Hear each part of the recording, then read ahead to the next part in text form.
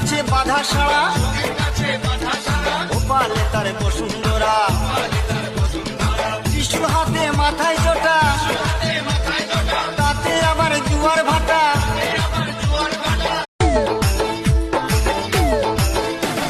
সতীর কাছে বাধা সারা